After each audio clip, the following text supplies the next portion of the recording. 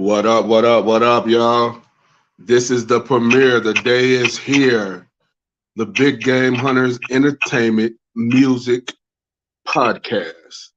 I am your host, Criz Milz. We also have D-Swayze coming on. We also have Haywire Da Legend coming on. And I want to give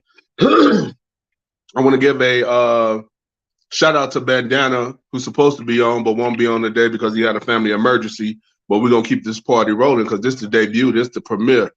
I just want to tell y'all pretty much how the show gonna go.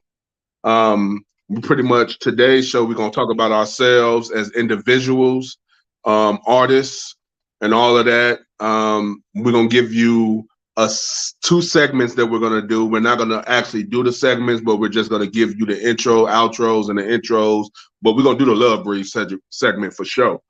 I think I got my boy D-Swayze in the house right now. Is D-Swayze in the house? Going on, Criz Milz. It's your boy, Mr. Daniel South D-Swayze. Thank you for having me on the show, man. It's a oblige. You know, we go back like afros and bell bottoms. You already know, bro. You already know, man. Man, how your day going so far? You know what, it's going pretty good, brother, man. Blessed, you know, just glad to be a part of this movement that you created and you asked your brother to come apart, man. I'm excited about the opportunity, man, and I'm humble and I'm blessed for you. And you know, we've been rocking for a minute, bro. We're rocking for a minute. We're gonna get into all that today. Right. We're gonna get into all that today, man.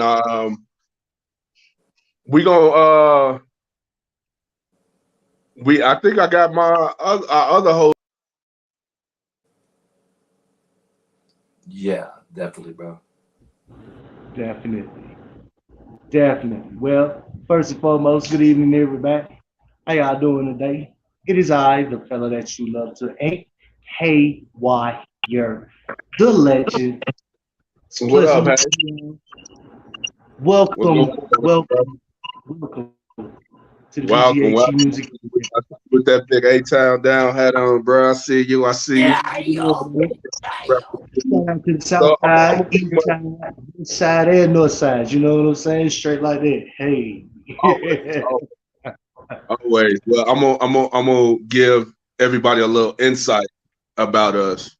Haywire, my blood cousin, second cousin. You know what I'm saying? On my mama's side, his father's my first cousin. And you know, right? Yep. And me and Swayze, man, Swayze go back, man. You know what I'm saying? 10 years ago, we started the world famous group 81219.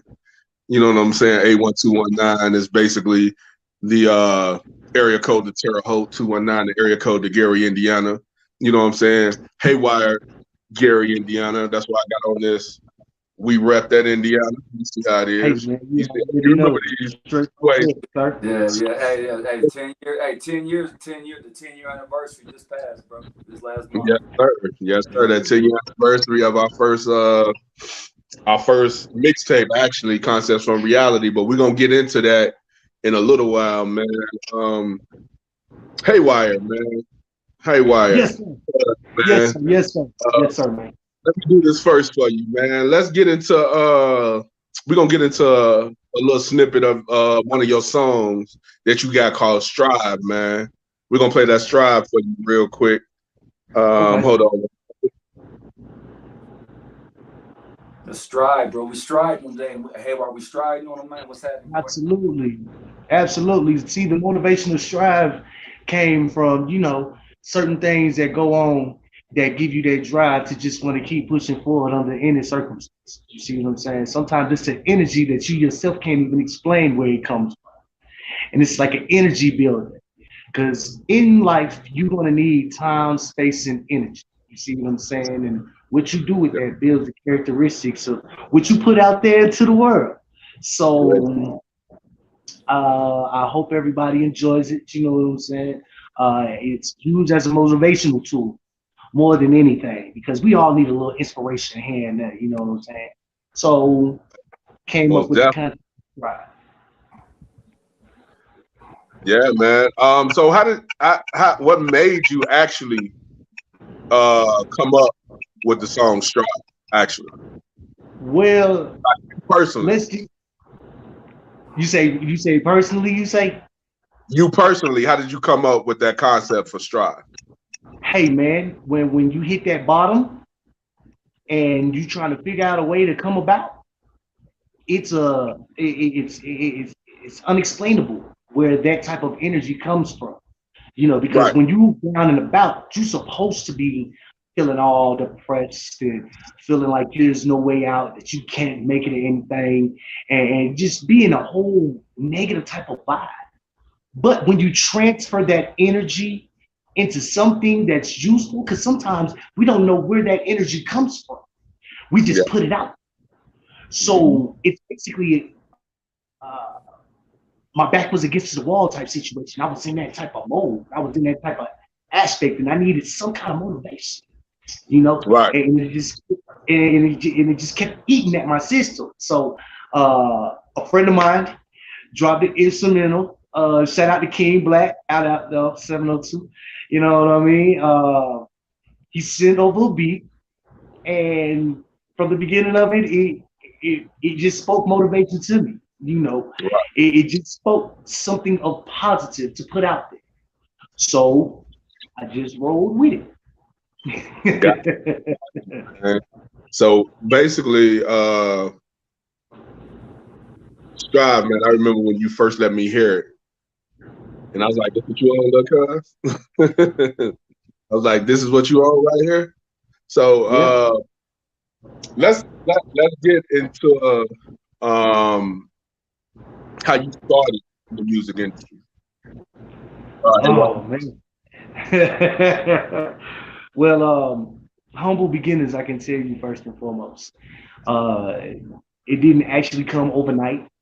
It was something that was sort of in me to do.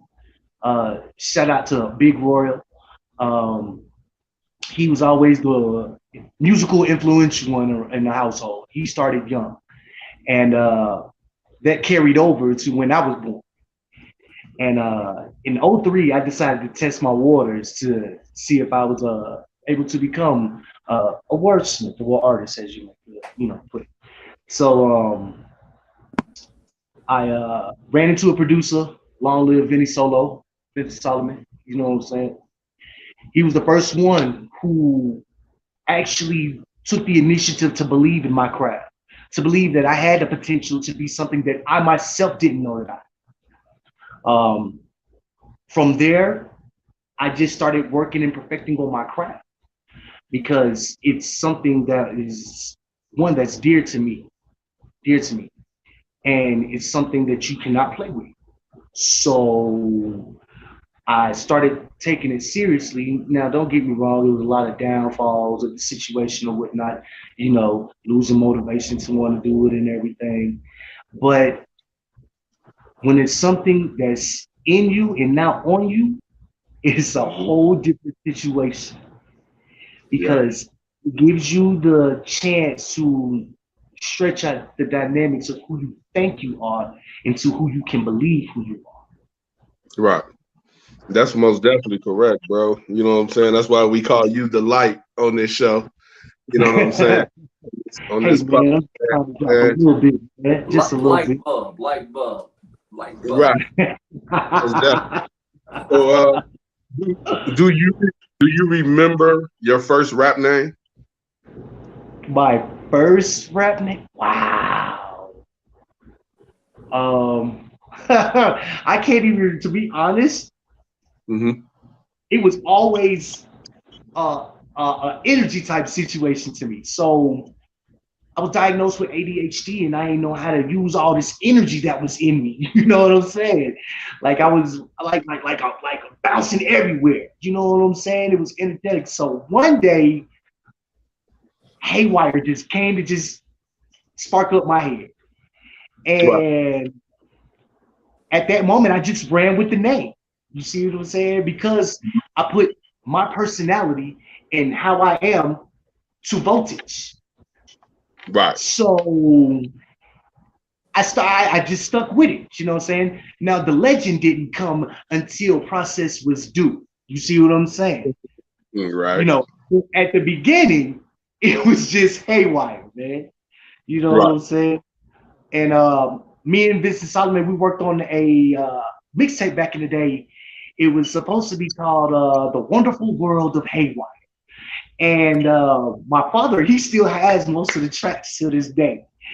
And it showed the beginnings of a crowd, of something that you have passion for.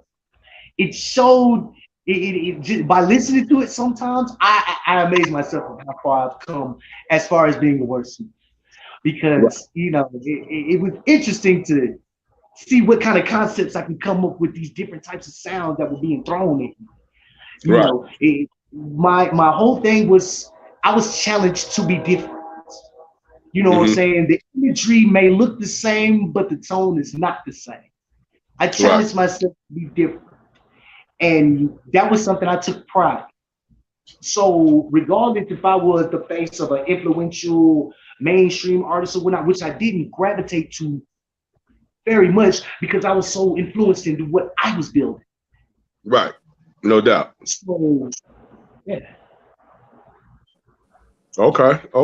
It made me like, it's just a drive. When I hear it, it makes me want to go. So it's like I say, it's an energy effect. I really can't. At the end of the day, I can't explain it. hey, yo, Haywire, hey, bro. What is the drive behind your music, man? Like, so what actually is the drive? What inspires you in every word that you write? Like, what's your inspiration behind your cadence of your music? What is your inspiration in your music, bro? Like, what pushes you and drives you into that? Like, do you have to be in a certain place?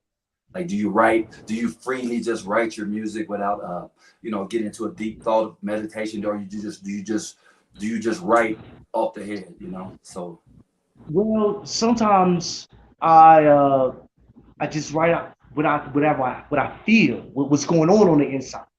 You know what I'm saying? Because I feel like that's the best kind of art that can be displayed if it's coming from truth within inside.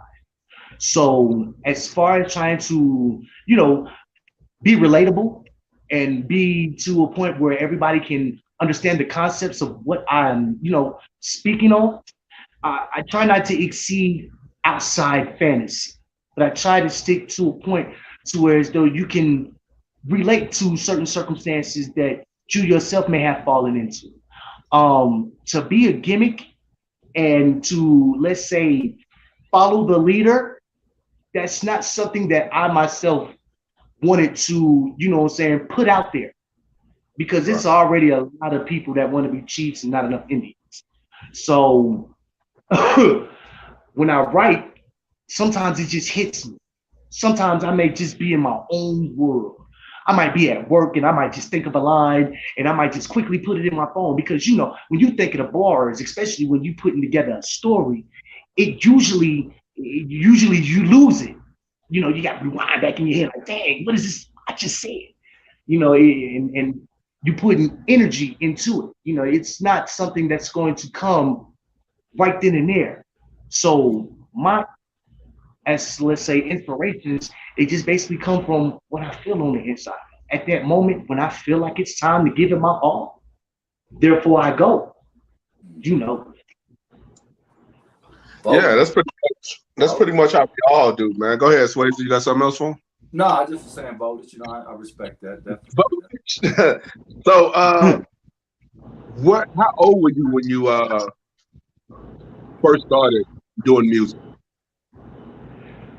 Oh man. Well, let's see. I was in my early 20s. I ain't even going. I was in my early 20s out there in the streets. I had different influences, Southern influences that made me, want to, see what it was like, man. Dudes like Outkast back in the day, Bone Crusher, and PSC was out there jumping. Jeezy was going. That's that's when things started bubbling for a minute on that type of creation out there, and it was a fun factor. You know what I'm saying? Shout out to Lil Jon and the East Side Boys. You know, it was different types of creativity inside. You know that back in the day, they just made you want to get out there and get crunk. You know what I'm saying? Turn up. Shout out to Trillville. You know, a little scrappy in them. And then Young Jocks. Salute. Shout out. Young Ralph, like certain things you may say, oh, okay, why can't I go ahead and try this? Right. So I was already in the process of building. Now I wasn't confident enough because I knew I was just beginning in 03. So I tried to give myself 10 years. That was the confidence building stage.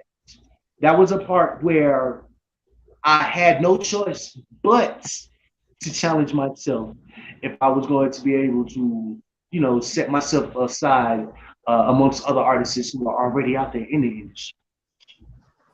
Right. Most definitely. So let me ask you this. Give us a little bit outside of the music about your background. Like you personally, like the travel that you went through before you even got into the music scene. I mean, well, outside of the music thing, man, I do a little acting, you know what I'm saying? Shout out to Hot Boy Go, you know what I'm saying? He got a series that's out on YouTube right now called Drop Off, the series, you know what I'm saying? You get a moment, check it out. I've been in the culinary art field for over 20 years, so I'm kind of good with the chefry, you know what I'm saying? The culinary type of, chef it up, sauce it up. It's kind of implements of why I do what I do on the track. But anywho, I like to play a little basketball. I like to ball. I'm part of the APA, you know what I'm saying? Shout out to my league, Too Many Shots, you know what I'm saying? We on the way, Vegas bound. Outside of that, I just try to, read a little bit, try to keep up with current events about what's going on out here, you know what I'm saying? And of course, shout out to the Ritual of Marley and Uncle Snoop, you know what I mean? And just keep it simple, about the concepts of, life. Just try to enjoy the little things. I like to have fun. I like to cool, I like to kick it, man. You know what I'm saying? But when it comes down to the business, you gotta, grind, hustle, get money, do something. You know what I'm saying? So there it is in a nutshell. So give me a little bit of the background. You got a crew that you roll with. You got other rappers that you know. They say in the music business that rappers can be friends, but yeah, we gonna destroy that myth with this podcast.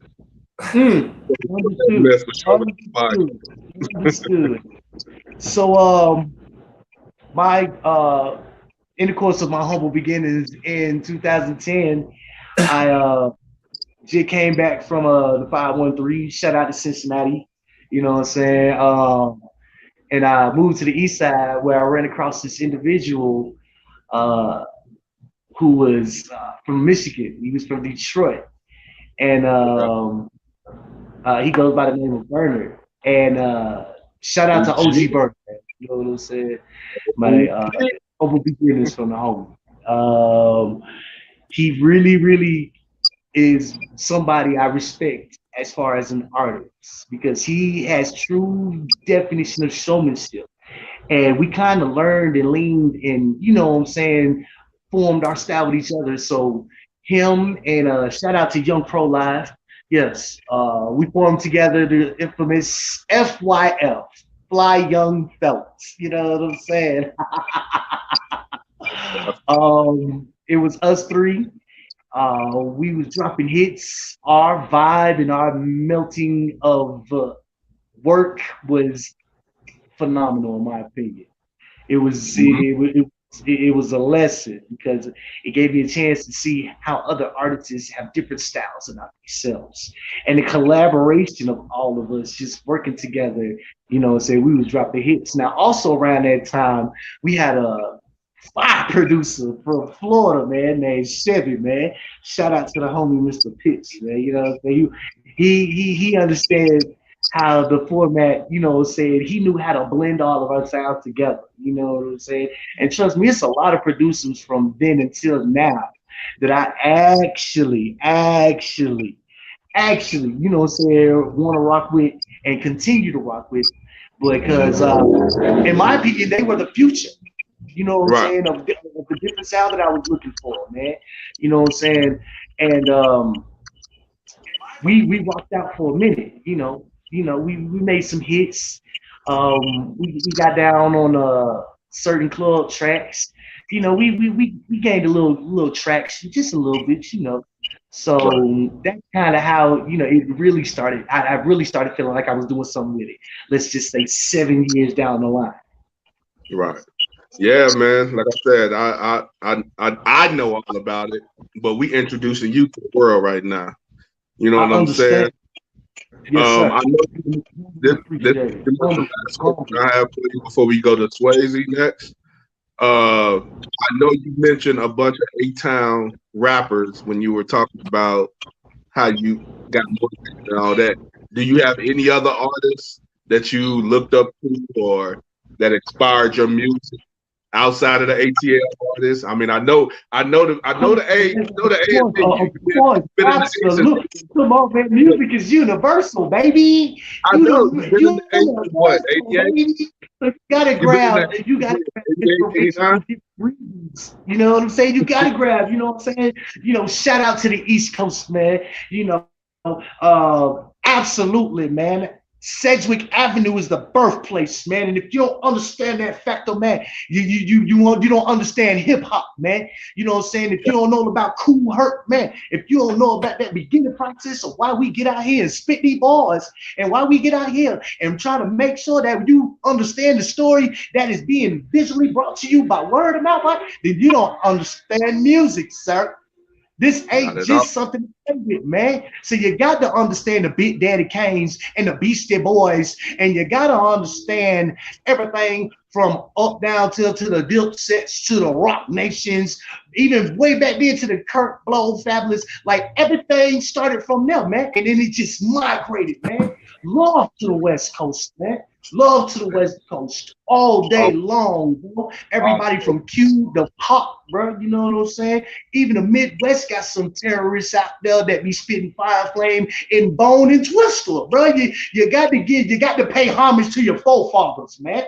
You got to, bro. You can't play with this thing, man. And of course, Southern folks already know how it rained all the way from Mississippi to South Carolina, bro. You better give it up for Boundals, because if it wasn't for some of these folks, like Drama going through the mixtape situation, Jeezy setting the whole city on fire.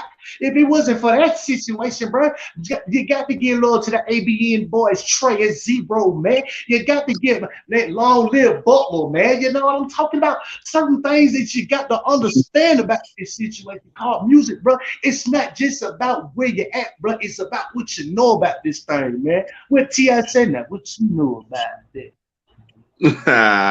Most definitely, y'all. That's Haywire Da Legend, aka The Light. Y'all gonna be seeing him the light bulb. You're gonna be seeing him every Saturday with that same energy. Same energy. Oh, Haywire, you signed to anybody? Huh? Are you signed to anybody? I'm sorry, come again, say what? Are you signed to anybody? That is a negatory, sir. The only label that I know of I'm signed to is Beat Game Hunters. Yeah, I think that Entertainment. And I think it's BGHE, my friend. Is that the name of this podcast? You know what? I believe the name of this is BGHE Music Podcast, if I'm not mistaken. If I'm not mistaken. I just wanted to get that out there in the opens before they be trying to come at you with those contracts. They be trying to take all your... No, that we don't do that at BGHE, bro. We take care of our people, bro. We take care of our people. Let me get into my brother. Man. This is my brother right here, man. D-Swayze, man. Daniel Safari, man. Like, yeah, man. First, how you doing, brother? Man, I'm doing all right. Millie Bills, you know what's happening, man. I'm chilling, just chilling. Yeah, man. We gotta get into your story, man. Your story is deep, bro. Your story real deep. Man. How did you get started in this music situation? Man, I got started back in the day in church, man. Shit, you know, my essence comes from this, definitely from growing up in a religious, you know, back in the day, religious background, church, you know, Sunday school service, sunshine band. You know, my whole family's musically inclined with music. So I mean, I've been around music my whole life, man. So I had no choice but to inherit that birthright to do music. So you know, my fathers, my grandparents, my uncles, my aunts, my cousins, like. I mean, music has been a part of my heritage for probably hundreds of years, my brother. So I mean, it's in my bloodline. Music is always going to be a part of who I am and what I like to do. You know, definitely. So that's how Swayze started, man. Definitely. Most definitely. How long you been in the music business doing music, man? I mean, I know, like when you started to take it real serious.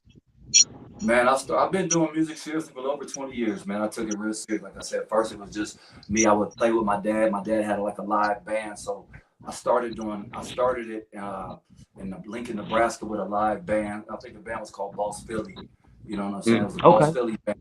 So you know, I started actually doing my first my introduction to hip hop was with live instruments. I never used to rap digital. I was always behind instruments playing. So, you know, I started in Lincoln, Nebraska doing just doing shows with my dad, and he would make me get up there on stage and I would just freestyle. But you know, I just felt the good energy of music, and it made me feel good. So, you know, I just I decided to take that on as something that I was passionate about doing, you know, definitely. Yeah, man. You know,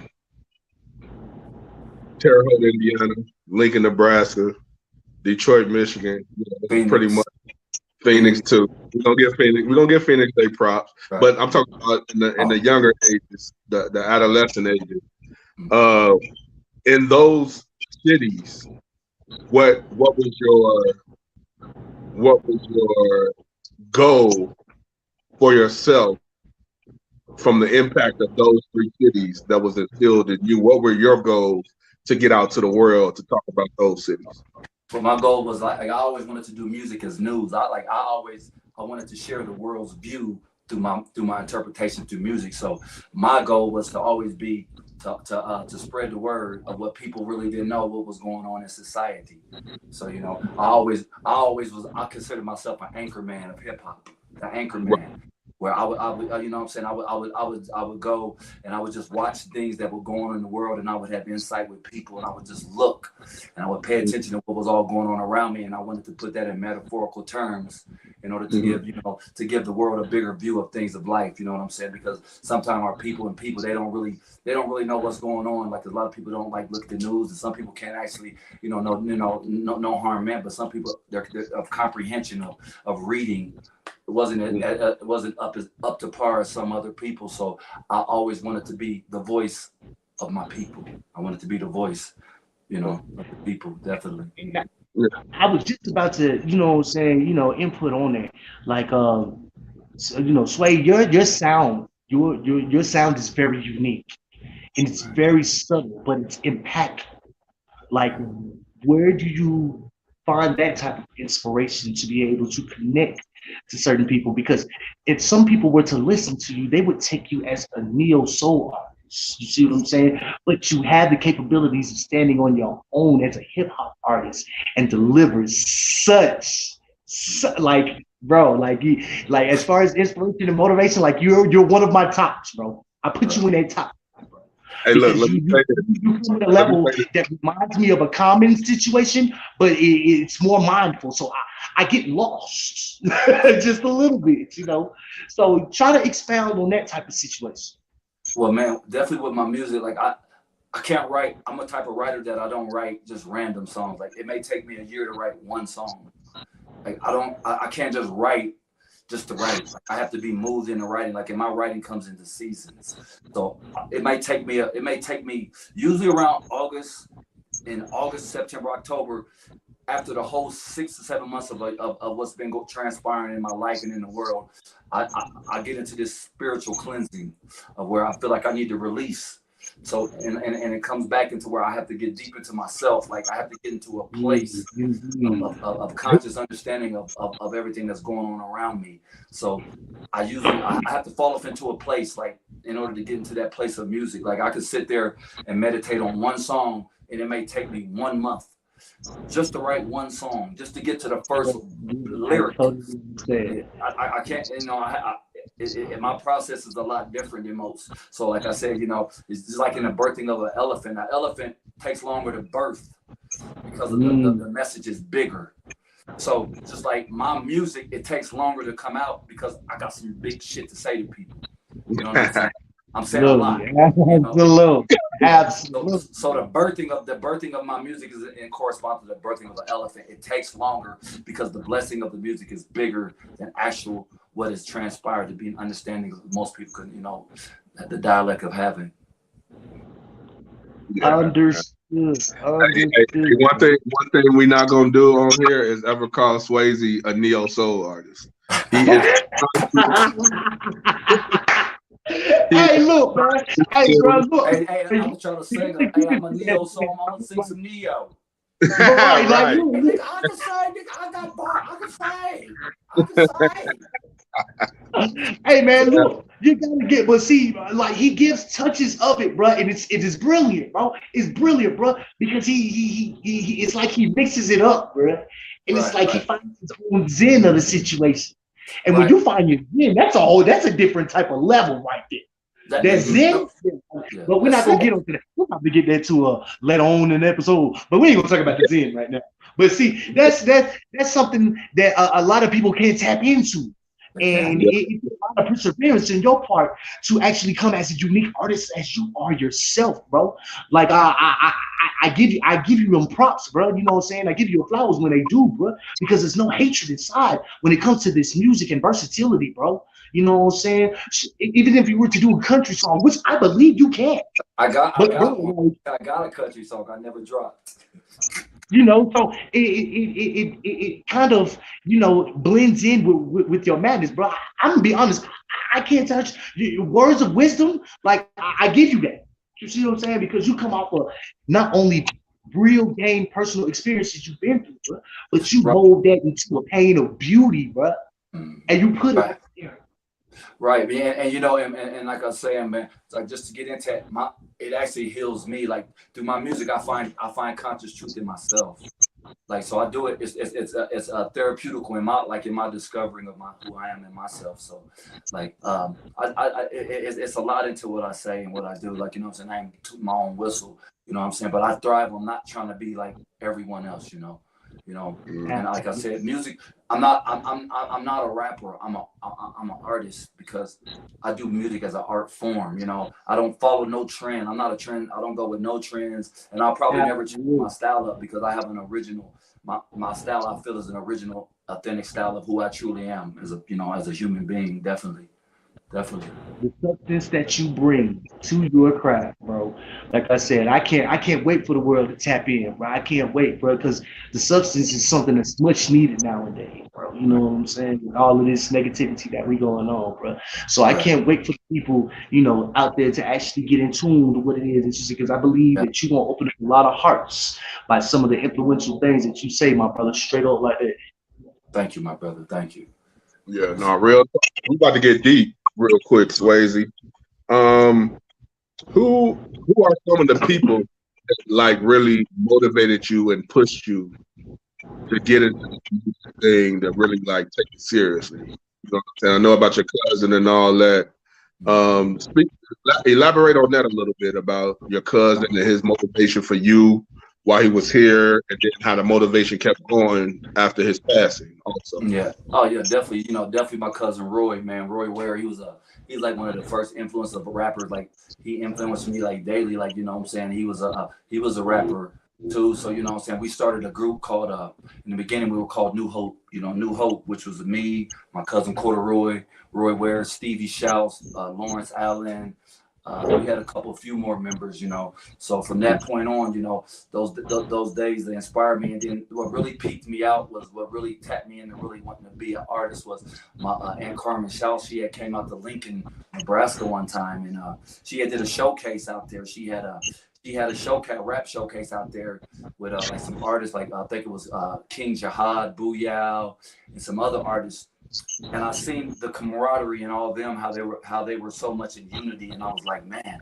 And I seen how people was reacting to them, like, and I was like, man, the way that people reacted to them is something that like truly inspired me to want to do music. So, you know, from that point, I started getting deeper and deeper into my music, and then I ended up moving out to I moved out to Arizona. I was in Arizona, and I had my cousin Jelani Suggs out there, and he really inspired me and pushed me to go forward, and that, you know, and that's how I evolved into the name with you know, with D-Swayze. I came about even creating into the era of D-Swayze, you know. So I was out there, and I really started to perfect my craft with music, and I you know what I'm saying, I really found myself out there. And you know, then me and Roy and Stevie, we started a band, so we were out there doing shows on a regular out in Phoenix and all around the valley. We were doing shows all over the valley, and you know, then my cousin, he was murdered.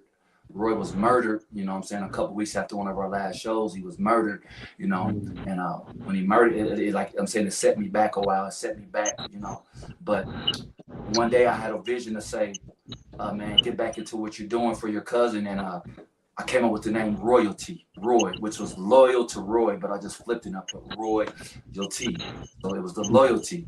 So, you know, from that day forward, from when he passed, I went full throttle with music. Like I put it in my mind that I was gonna fulfill a prophecy that my cousin was like, that he wanted me to fulfill, you know what I'm saying? As far as us and my whole family's generation of music, like I decided to push forward, and like I wanted to, you know, I wanted the world to see what the divine creator had given me to offer to people. So, you know, that's where I stuck with my music, and I just like I pursued it to the end. You know, I pursued it with all my passion. Like everything I had, I put into music. Like I put in everything I had into music. No one has ever paid me a dime for nothing, for any music video, any show. Everything I did, I bought.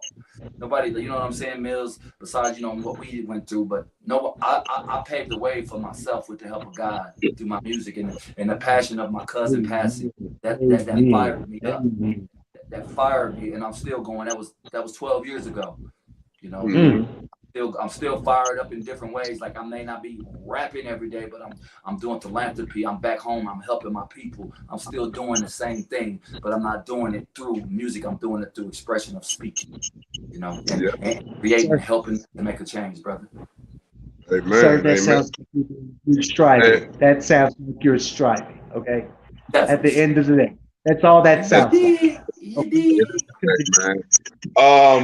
So with that and the Royal by Birthright, which is your label, which is your production team, which is your videography team, all of that, man.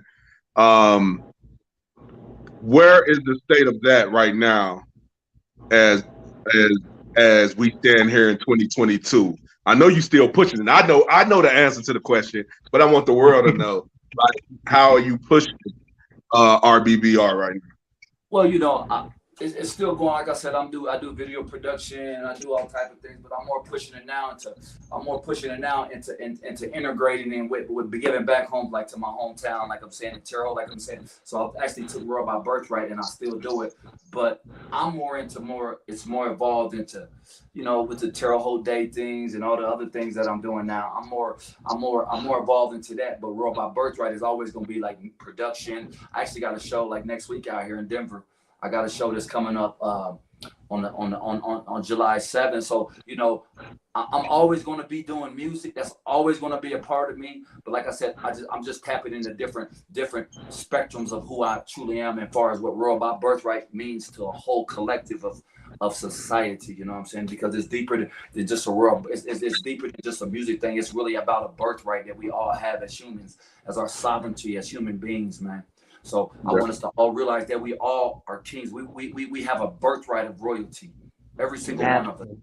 We have a birthright that was given that has been taken, and I just want World by Birthright to give some redirection of what's really truly ours as we move forward into this next, this next dimension of life. So I just feel that World by Birthright is growing because it's more than just music. It's a lifestyle. It's a way of educating our people, brother. That's right. Right on. So I gotta ask you the question. Right on. Yeah, I gotta ask you the question like I asked Haywire, man. What was your first rap name?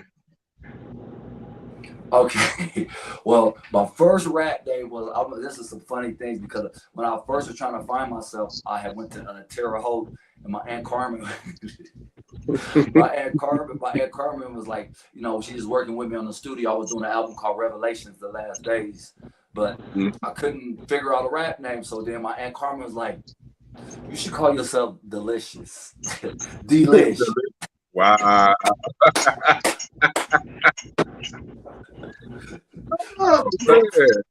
Hey. So for the first 2 days, the album I was called Delicious. Delicious. Some weird. I know this. Get deep into it. No. You can go out there like that. I'm not gonna call no grown man D-Swayze. No, that's from the north side of Terre Haute. Not gonna call no grown man that ain't out. Yeah, but I told Aunt Carmen, I was like, "Not Carmen, now what the hell am I calling myself Delicious?" So my first rap name was really H2O, which is pure as water. Okay. Water. Right. You know what I'm saying? So I was called H2O because, like I said, I just felt everything I did. I wanted to be in a pure place for my music. So H2O was my first rap name. My first album was called. It was actually Revelation, the Testimony album, which it was almost a whole Christian album. I never put it out. You know what I'm saying? Right. So that was my first album, and that's how I really got that whole start of the name of H2O, Delicious. But then when I moved to Arizona, I was with my partner Luck Luch, and he was like, I was back almost in the same situation where I just got out there. I just got over whole bunch of troublesome times in my life, and I was like trying to rebuild because, like I said, there were some struggles that I was going through in life, some personal things. So I was reinventing myself, and my cousin JD Suggs, much love to JD Suggs. I much love you, brother. He moved me out to Arizona, man, and he showed me a whole different lifestyle, brother. Like the lifestyle, was unbelievable. Like I lived next to Muhammad Ali. Like we were living in. I lived in a $3 million house, man. I went from rags. I went from having absolutely zero, from nothing to having all these things, and it inspired me. And through one day, I was watching a movie. Was it called Ghost with Patrick Swayze? Yeah. And something when I looked at the end of the movie, and it said his name in credits, Patrick Swayze, and I was like, hey, that's my name right there. Right. The black Patrick Swayze. Okay. So I just cut that out, and I just went with D-Swayze, man. And like I said, I ran with that. So those were the days of my first days of how I got my name, Brother Milz. Most definitely, man. We're gonna get deeper into the story of we're gonna cut it off right there for Swayze because we got to do my segment. But before we do my segment, we're going to go into videos from D-Swayze and Haywire. We're going to do D-Swayze, Nobody Knows. We're going to do Haywire's Eat. And then we're going to come back and do D-Swayze's Greatness. And then we're going to be right back with y'all after we watch these videos real quick, man. This is BGHE Worldwide Music Podcast with your hosts, Criz Milz, Haywire Da Legend, and D-Swayze. And Bandana Montana and get well soon, man. And we're going to get into these videos right now. Go ahead, Sway. Yeah. That Eat video produced by your boy D-Swayze for my man Haywire, produced by World by Birthright. Yes, sir. Yes, sir. Yes, sir. Yes, sir. Hey, man.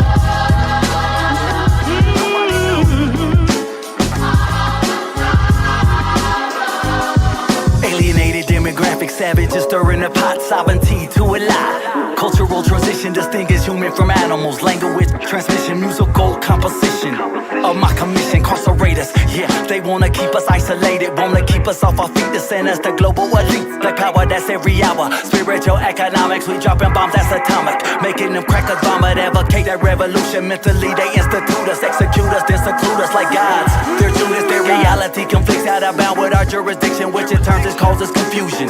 Resolution, restoration, conversation, Black Lives Matter, demonstrate. Misinformed of my morality, target my personality. Willie Lynch and they pimping, lie about religion. Can't trust the politicians, can't trust them politicians. You can't.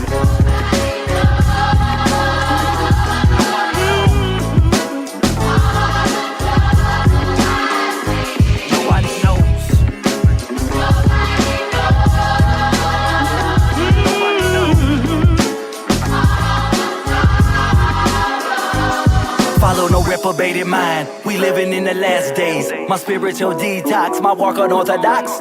Pan-African tribe twisting up my dreadlocks. We all kings from all queens, descent from queens. Growth, love, success. Red, black, and green, the motherland of utopia. Sun gaze the sun, the melon racial increase. I'm on my hands and knees, but only God can see my vision. No buck breaking, no more dying. Educate our schools. Don't take no risks, brothers, love your sisters. You don't need to call them bitches, brothers, love your sisters. Don't call them bitches. Role model type media, don't believe the hype. Honor your husband, nurture your queen. Pineal gland, we in the 5th dynasty. This is martial law, it's black power, black power, y'all. Come on.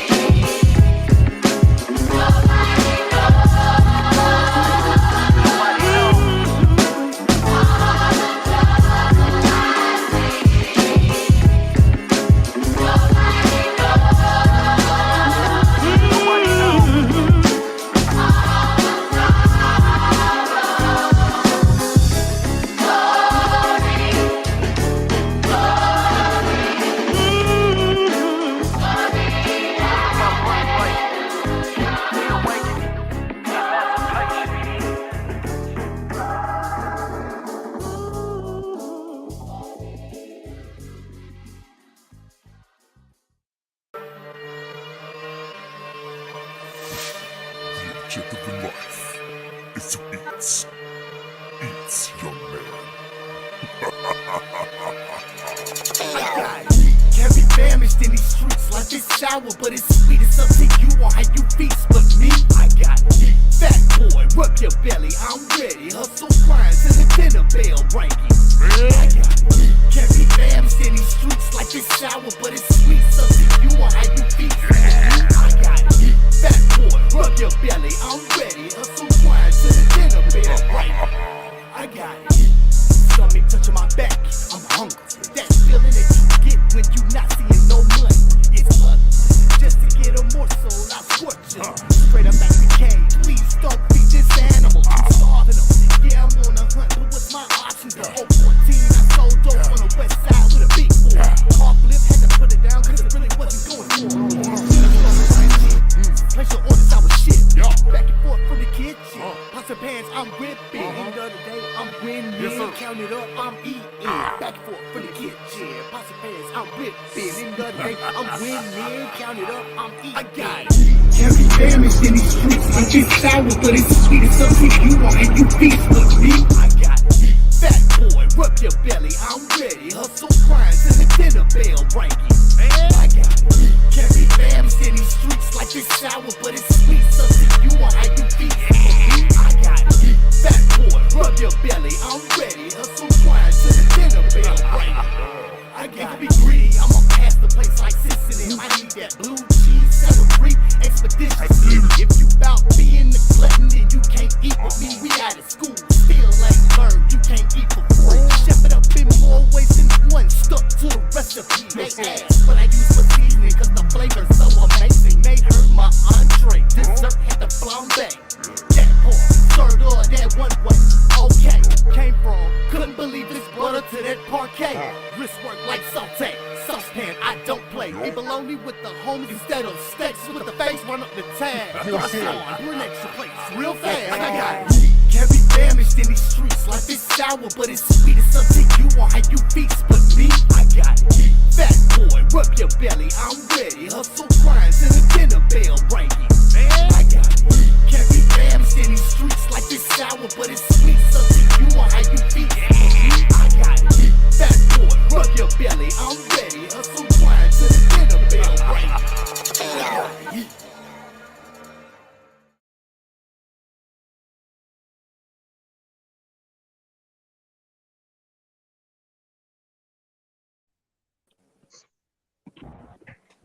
Yes, sir. Yes, sir. Yes, sir. Yes, sir. What's Yes. going on, man? So let's get into Nobody Knows from the conscious one, D-Swayze, man. How did that video come about? Like the concept of that video? Man, that's when like I said, I think it was when I had like a spiritual awakening, man. I started to, that's when I was coming out of the madness of the matrix, of all the craziness, man. I started to find myself, like, you know what I'm saying, in places reading and researching, and, you know what I'm saying, I wanted to find out, like, why some of my patterns of behavior were the way they were, and like why my soul and spirit was had so many rejections of so many things. Like, so I wanted to dig deep into my ancestral roots of an African American black man, and to see where my origins, where I came from, man. Like, that was Right. important, man. Definitely. Yeah, man. That video is very motivational, man. I mean, the whole concept of the police chasing you down. You know what I'm saying? We've been going through that for decades, man. And then once he finally catches you and gets to you, he catch the light, he catch that book, like, you know what I'm saying? And so the concept of the video is the book is the truth of really how life really is. Like, and there's, in society, they want us to keep our eyes closed, like, you know what I'm saying? But like, like we say, brother, your eyes is wide shut. Our eyes are wide shut right now. So they don't want us to be in tune with what's really going on out there. Like, so to keep us in a stagnanticity of life, you know what I'm saying? They'll perform different rituals into our life, man, and we're not able to understand why these things are transpiring in our life. So I went through that where I fell deep into alcoholism. I fell deep in all type, like, drugs, all that. I mean, just to be transparent, like, that's what it was. That's where I was at. That's my truth. That's my truth of life. So to fall into those places, I was searching for something to bring me back. And so I started tapping in. I think it was called the hidden. What was it called? The hidden agenda. Hidden colors. The hidden colors. I watched the hidden colors. Yeah, hidden colors. Yeah. Boom. When I watched that, the light went off. Yeah, that's how it was. I had a lot of understandings about things, and I thank you when I actually sent me the link to that. Mm-hmm. So, you know what I'm saying? I started to see things differently, man. I started to see why I was acting the way I was acting is because it was by design. It was by design of society, of how to design the structure for us at our demise. It was structured for us to be that way. So that's how the whole trend. That's how the whole Nobody Knows came into play. So definitely. Haywire, eat video, man. I mean, we know we got to eat, bro. You know what I'm saying? How did that? I mean, I'm gonna let you and Swayze, because I know Swayze was the director of that. How did that come about? Well, Swayze came down to holler at me, man. You know what I'm saying?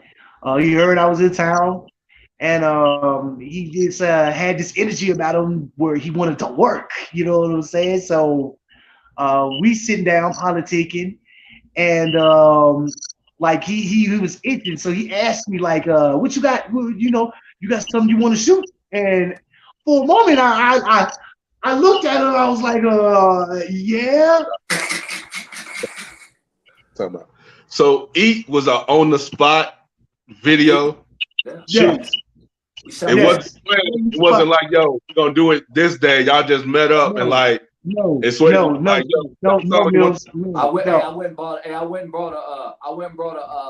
went and bought a Bluetooth speaker box. I said, hey, bro, let's go to walk. We walked to the Walgreens and bought a Bluetooth speaker box. I said, let's go do this shit. And we walked. Wow. When we walked to get the speaker box, we walked right to the first scene, and we shot the video within a half hour. Wow. Wow. Added in.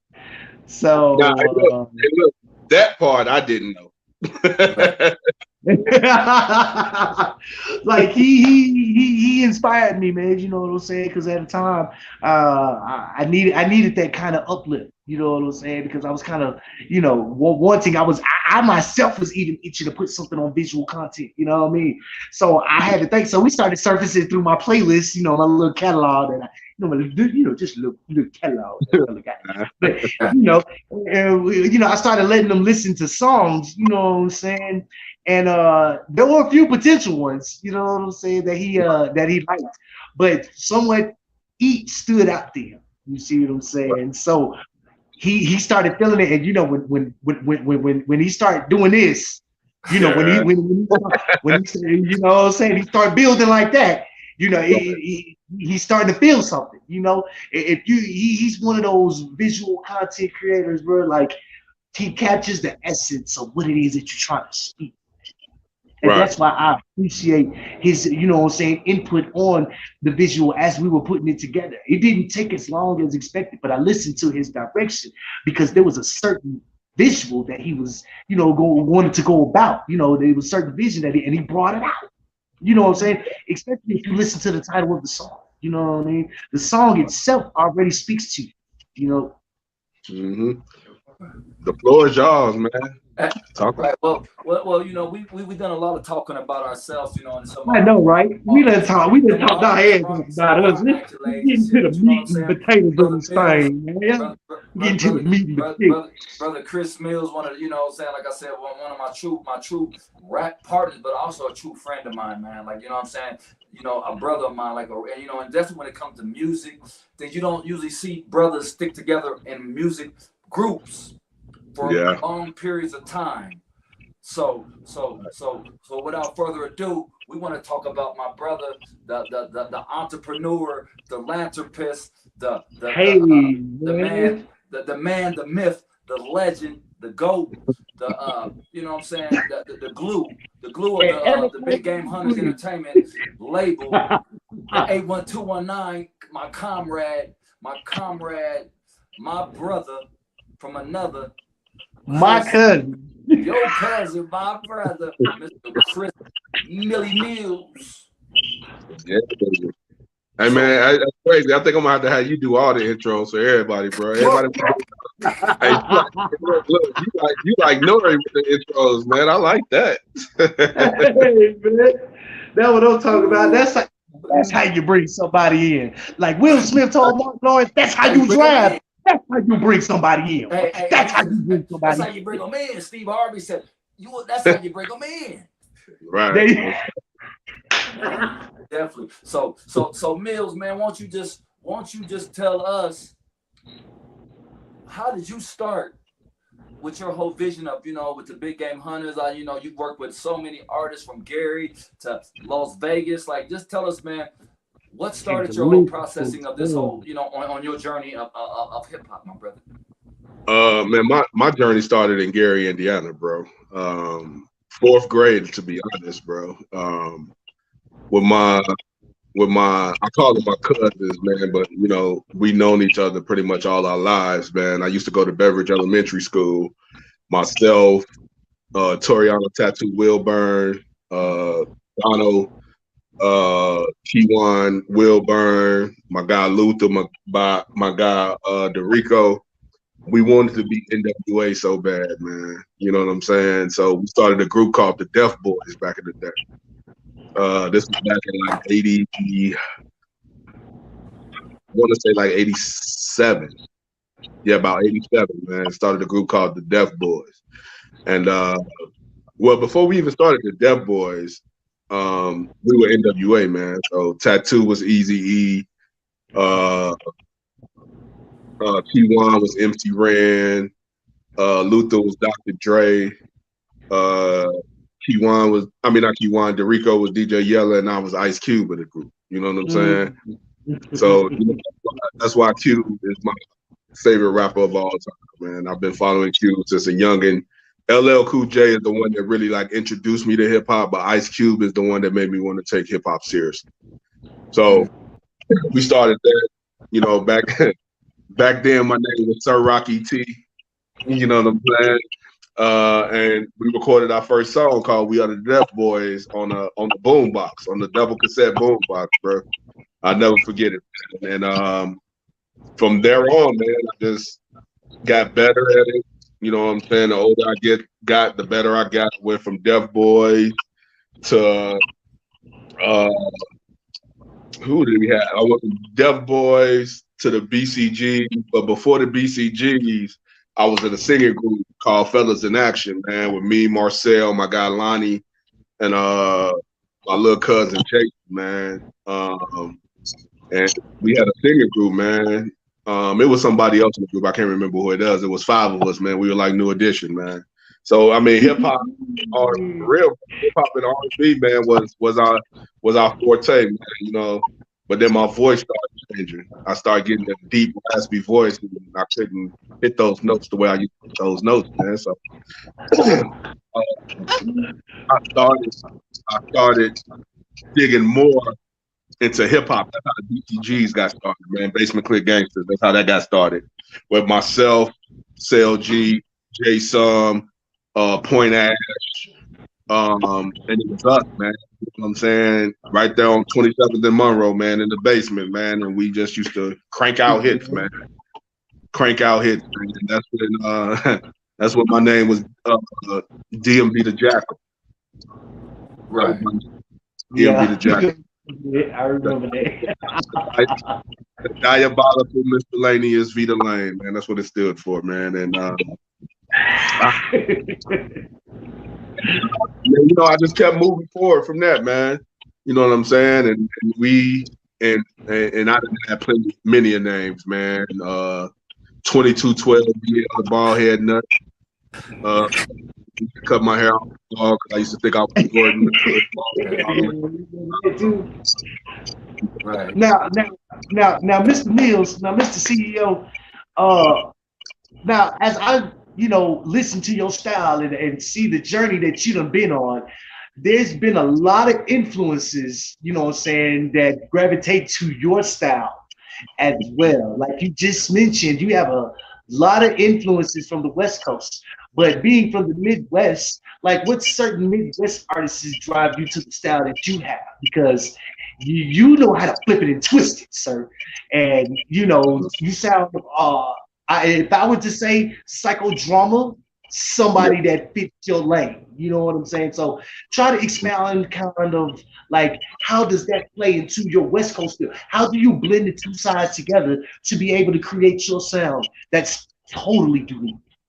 Well, to get further into the situation, when I was in a group PIC with my brothers, Fly Baby, Don Ricky, Justin, Pretty Boy Mike, Travel Man, we had to learn how to rap off of any beat. And actually, even before PIC, I was in a group called Code of Ethics with Fly Baby. My guy Damon, and that's when Fly Baby was called Dark Vader at the time. But we were in a group where we did no cursing at all. So that's how I was able to pen stuff without cuss words. I had to be able to use my words, like you said, like Big Cuz always said, if you got to cuss in a rap, that means you can't think of a word in that spot. You know what I'm saying? So. Yeah, so that's pretty much that part of it. So we were able to rap off the South beat, West Coast beats, East Coast beats, and Midwest. In the Midwest, the first person, anybody that I gravitated to, rest in peace, was my brother MC Scoop from Gary, Indiana. You know what I'm saying? That's what I gravitated to first. He was the first one that I've seen from the crib that really was about to get a deal with Def Jam before his timely demise, but he was the one from the projects, from Delaney Projects, that was just riding around in a box Chevy, chocolate, what was it? Oldsmobile on gold Dayton's, gold trim. Okay. Yeah. Yes, gold trim, bro. So, and his music, man. So him, and then there was a group called the Playboys with my big brother. Daniel Metcalf, we call him Danny Black, him, my other big brother Ray, and all of them. They was actually the first hip hop from Gary to really go on tour outside of the Jackson.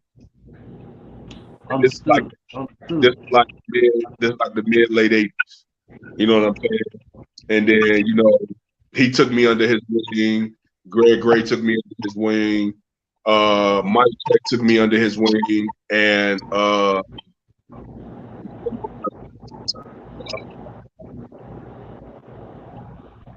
George Daniels. George's music. Okay. But when it comes to the Midwest, man, Twister, Psychodrama, Do or Die, Crucial Conflict, Common Sense, all of those artists, Camp, Drama War, Triple Darkness, all of them, bro. All of them was my influences when I was coming up, because that's who I was able to like go and talk to. You know what I'm saying? I can go to Chicago, you know what I'm saying, and actually sit and talk to them. Track masters, you know what I'm saying? I can go talk to track masters. You know what I'm saying? I was able to do all that. So those were the people that inspired me. And then later on down the line, you know, my queen, Shauna, man, I love me some Shauna, bro. You know what I'm saying? When she came onto the scene, like, people think she got her start with Luda. But her and Tifa was in a group called Infamous Syndicate. That's when I first heard the shit. And I was like, who are these details? Because at that time. So was she like two mic legend then? Because she's the only female artist that I done seen that's capable of switching cadences between two mics, bro. Like that takes that right there sets her apart from any other female artist that I've ever seen, bro. Like I've seen her do that motion right there, bro. As much as I love the Brat, like the Brat is a queen of Chicago too. But Shauna is someone, if I got a question about the industry, if I had a question about the industry, that's the one I can actually call up and be like, yo, Shauna, what you think about this? Or give me some insight on this. And everybody knows Shauna, her father is Buddy Guy, so he has the knowledge from the blues aspect. And you know, back then the blues was getting, you know, done dirty. But he survived, got all his stuff together, got all his stuff right, and was able to live off that and still performing to this day. You know what I'm saying? Yes, sir. It's situations that, like, when it comes to Chicago, man, Chicago and GI, man, we got artists in GI too, man. That's off the chain. Gatekeeper, you know what I'm saying? MCGs, man.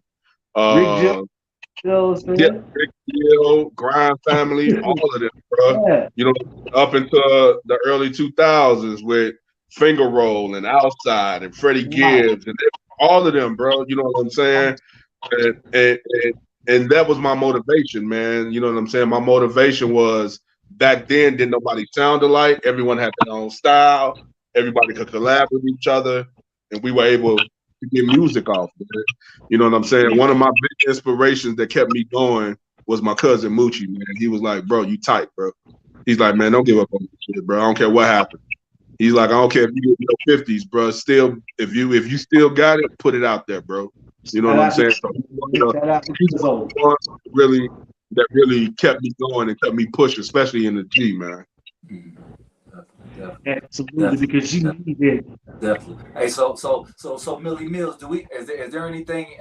Is there any future projects coming for the Big Game Hunters Entertainment Group? Like, what you got? Like, what's the next move for you guys? Man, we got a couple of stuff going, man. We're gonna focus on this podcast, but as the music go, you know, 81219, you already know that. You know what I'm saying? 81219 gonna do something. Haywire gonna do something. The fam gonna do something.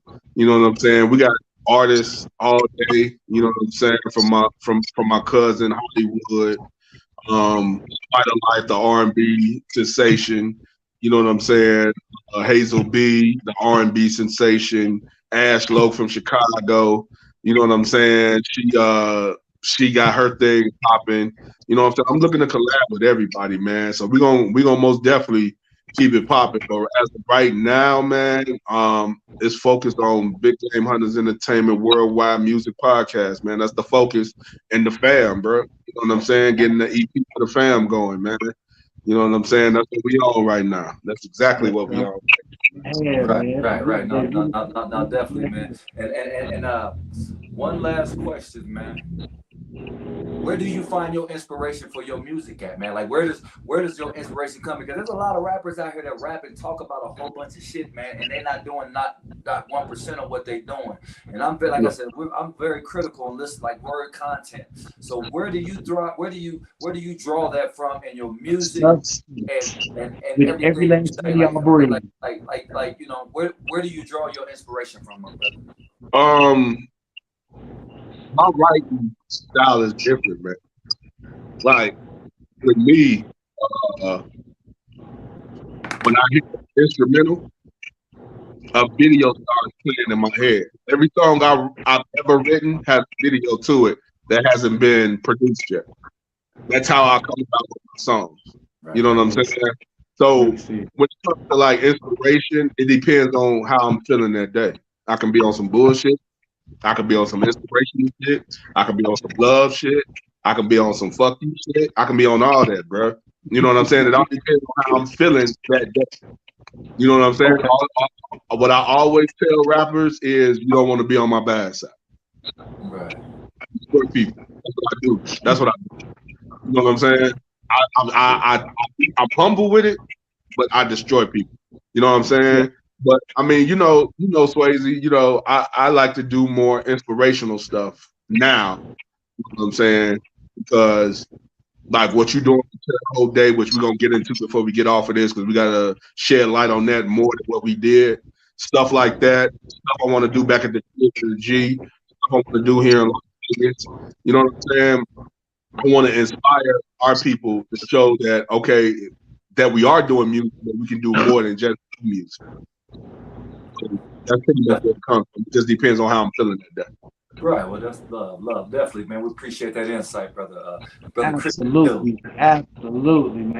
Because I mean, I can tell from just by the way you switch up your cadences in some of the bars that you spit on certain tracks that I've heard you on. The style that you were able to create within yourself. That's why I enjoy listening to both of you all, because you all have your own styles that sets you all apart. Like neither one of you all sound the same, but in an instant, you all can deliver the same message in a powerful way. Like that's talent. You know what I'm saying? You know, it like you said, certain things don't come overnight. You know what I mean? You got to be really in tune with yourself in order to bring out something of that greatness, because we got to dig down and find greatness in us regardless if we want to or not. You know what I'm saying? So what we gonna do now, Haywire, this is your time to take over because you gotta interview A1, so it's all your flow now, bro. Well, hey man, what can I say, man? Fella got a couple things going on in motion. Got a couple new little singles coming out. Letter of Love coming soon. Also got Gray Clouds, produced by Tone. Shout out to Tone. Bang Hazard. Shout out to them boys. In the midst of putting together, after so many years, the element of surprise, which is going to consist of probably like maybe 6-8 tracks, to be able to just going to come out and probably set the whole situation under fire or whatnot. Couple videos I got to finish up and shooting. Speaking of which, Out of Mind, Out of Sight, shot by yours own D-Swayze. Real quick. You telling us a lot, but you're supposed to be interviewing myself and Swayze right now. Oh, that's fine. You know, I got caught up in the moment because you was talking about inspirations and stuff. You know what I'm saying? I apologize for that. You know what I'm saying? It's all But, good, bro. It's all good. like I explain, like, how were you able to go across and be able to navigate through certain hands that you've already been able to touch, as far as understanding the knowledge that comes to being in a, you know what I'm saying, music industry, as far as it comes to being attentive to certain underlying tones that may go on in the music industry that you got to keep aware of. I mean, when it comes to me and Swayze, man, you know, we trust each other. You know what I'm saying? We've been in some fucked up situations. You know what I'm saying? That's what brought us together. A fucked up situation that brought us together, man. We've been rocking ever since, man. February 2012, man, is when we linked up, bro. You know what I'm saying? Right. We was man, I got him a show out here in Vegas at the Bunkhouse. Shout out to my boy, Mr. Crimson, for Wednesday Night Hype. And we were rocking up, man. We had a person in common that we were going to try to get to manage us, and we had to cut her off, and it was just us flowing, man. Right. Then right. that summer, Now, was in this June, like we linked started the Concept of Reality album. The first 3 songs we recorded, we knew it was going to be special because we recorded Reppin' Indiana first. Then we recorded TGSOE, and then we recorded For the People. Those was the first 3 songs we recorded. Okay, You know, see, I was just about to get ready to lead into, was that around the time that the Concepts of Reality mixtape dropped? Because that right there was a very, very conscious type of album. Like that right there, man, that showed y'all skill level. Y'all had a couple hits on there, Bumping Hard, I'll be going Ain't So Loud, just so many. It was like it balanced out, because you had a album that was for every situation, bro. And the way that y'all put the story together, like how long did it take for both of you all? And this is either or question. Any one of y'all can answer, because that's one of my favorites. You know what I'm saying? Especially Based So Loud. But y'all went crazy on that, bro. You know what I mean? I'm a fan of that song till this day. Definitely, man. I know how we started. Like I said, we ended up doing an album, and I think was it June Mills or whatever month that was. We ended up doing that album, man. Like I said, I ended up going out to Vegas. I remember I stayed at the Hooters Hotel. I was staying at Hooters. I went out to Vegas like with damn near nothing. I just had enough for a hotel room, I had enough for a hotel, and I had enough to eat. But the vision of what I wanted to do was, I was like, man, I got to connect with this brother, man, because like I'm saying, we met and there was an instant connection. Like, man, like, you know what I'm saying? I felt the softness and the goodness in the brother's heart. You know what I'm saying? And I'm real intuitive with with their heart and energy. So from the beginning, I felt the goodness that me and Brother Mills had, man. And like I said, for us to get together, and we spoke, and then, you know, for the next 2 months, we was conversing back on the phone, and he was sending me songs, and I was writing. But you know what I'm saying? And with the vision, we had a date. We was going to be out in Las Vegas to record this Concept from Reality album. You know okay, cool. One more thing. And what Swayze left out is we record that mixtape in 4 days, bro. Yeah, we did a whole 17 tracks in 4 days. 4 days. And we got like 15 hours. We did 17 tracks.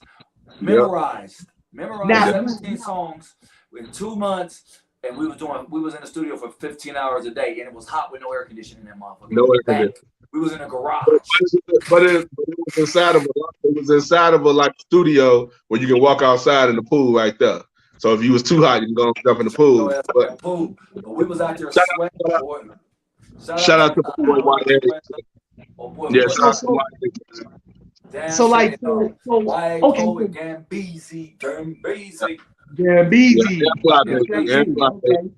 Baby was on the Going Diamond. So yeah, shout out to the features that was on the joint. Booyah, repping Indiana. Definitely shout out to him. Everybody, you know what I'm saying? It was a great movie. Absolutely. So explain, gentlemen, like what it was like to open on the Made Man tour in that year that y'all was rocking. Cause that was something that right there, that because y'all was opening up for Chains. Shout out to 2 Chains. You know what I'm saying? Yeah. Tony, shout out to that boy Rick Ross. You know what I'm saying? Right. You know, y'all. So kind of expand on how that experience was for you all to do that. And let me start this up though. Since we're gonna be real transparent. So before that tour happened, there was a situation that me and Mills kind of had a fallout. Nobody knew about that. Yeah. Nobody knew about that, but the people that I was with, you know what I'm saying? So me and him actually had a fallout. Like we quit talking. But the brother, when the brother got the opportunity, when he received the opportunity to be on a Made Man tour, he looked past whatever the fuck we had, and he looked at us as brothers and friends. And he made a call, called me, and said, "Hey, bro, fuck the dumb shit, nigga. We get ready to rock this shit out." So it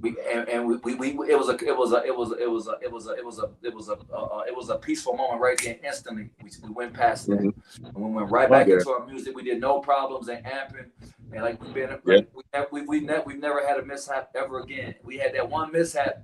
But like I said, we moved right out of that, bro. He got the opportunity. Like I said, he didn't have to bring me in that equation. He could have said, "Hey, bro, nah, nigga, you done fucked up. I'm gonna go ahead and I'm gonna go raw without you." Yeah, I seen how you did me when you was out in Vegas, because I was out in Vegas acting wild and shit, drinking. It was crazy. You know what I'm saying? I had lost contact with myself.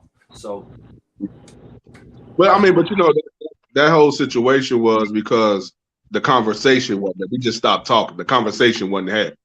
And once the conversation was had, and he was like, "Yo, bro, I knew what I did wrong, and then I had some stuff that I did wrong." So we talked it out, bro. And I was like, "Well, you know, I got this Made Man tour that my manager Ned Mack, shout out to Ned Mack, was doing. She was, with 2 Chainz, Tech Nine, Juicy J, Tiger, Kid. That was the tour.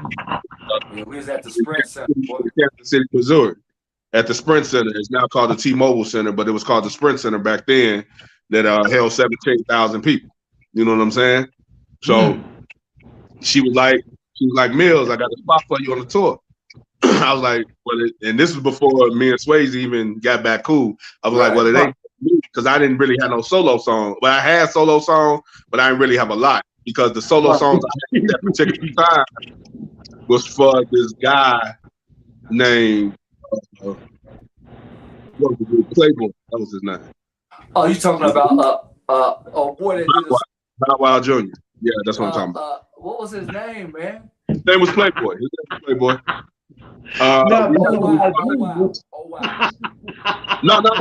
He was the one that was on Problems. But before we met Oh Wow and all that, I was in a group called the Diamond Boys. Oh, okay, I got you. And I had a fallout with him. Shout out to my people Camino. They blasted him at Bunkhouse. You know what I'm saying?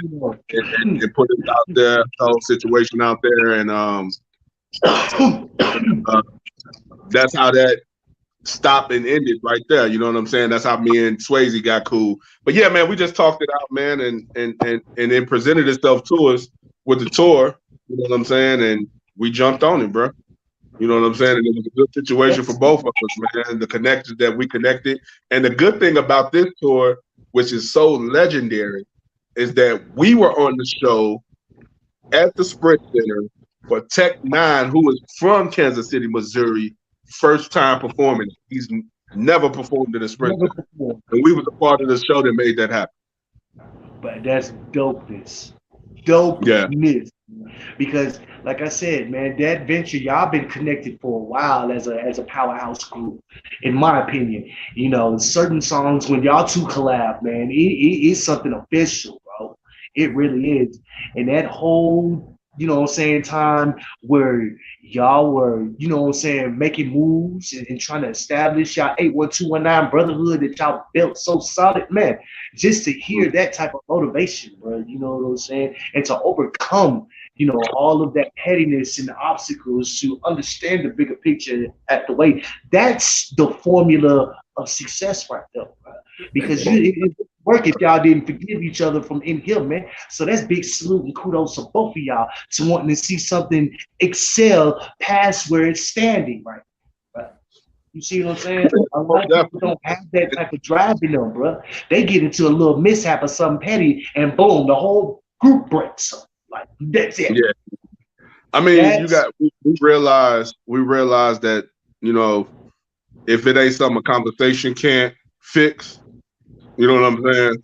We knew it was some bullshit while we stopped talking. Right. You know what I'm saying? Right. So we really wanted to, you know what I'm saying, mend that, you know what I'm saying, get that back going. You know what I'm saying?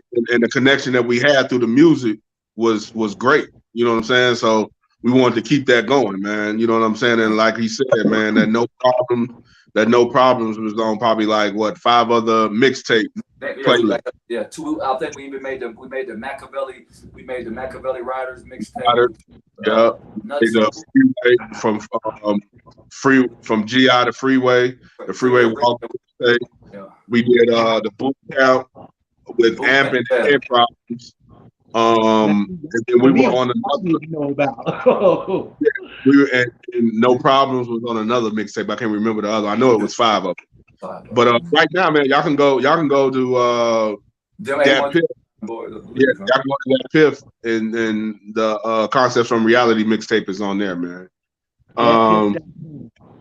Yeah, but real quick before we get up out of here, we got 4 minutes left, man. I'm gonna play the intro, outro to one of the segments we got called the band segment, and then which will actually be earlier in the show. It'll actually be within the first 45 minutes. We want to give y'all us on this show, but we're gonna play the intro, we're gonna play the outro, and I'm gonna give you we're gonna play the intro. I'm gonna give you a quick dissertation on what the band segment is, and then we're gonna play the outro, and then we're gonna go to the love brief segment, and then we're gonna leave with something conscious and something powerful, and we're gonna get it popping with our shout outs after that. So right now we're gonna hit you with the intro of the band segment real quick. It's for that motherfucking it's for that still sounds like you wanna do something still sounds like it's for that motherfucking So this segment, Swayze tried to talk me out of it. I told him, bro, I gotta do it, man. I gotta do it. This segment is for people that double cross you, man. You know what I'm saying? There's so many words, man. If they ever did you dirty, you know what I'm saying? Each show we're gonna have a person on there that when that intro come on, or we do that introduction and that intro drop, we're gonna end up blasting their ass for at least 30 seconds to a minute. And then after we done blasting them, the outro is gonna go like this. Fuck you and your mama for fucking your daddy and having your ignorant bitch ass. That's a bitch ass nigga. And that's how we're gonna end when we done. And it's not just guys, we talk about guys and females. Right. You know what I'm saying? So that's how that's gonna be. That's gonna be one of the segments, which will be at the 45-minute mark of the show. And that's that. But we would never leave on that note. We will always leave on a conscious note, which will have the love breathe segment, which the intro goes like this. You breathe in, you breathe out, you let your love breathe. You breathe in, breathe out, love breathe. You breathe in, you breathe out, let the love breathe. You breathe in, you breathe out, love breathe. And this segment is gonna bring us back. We're gonna get the bullshit out of our system within that first hour.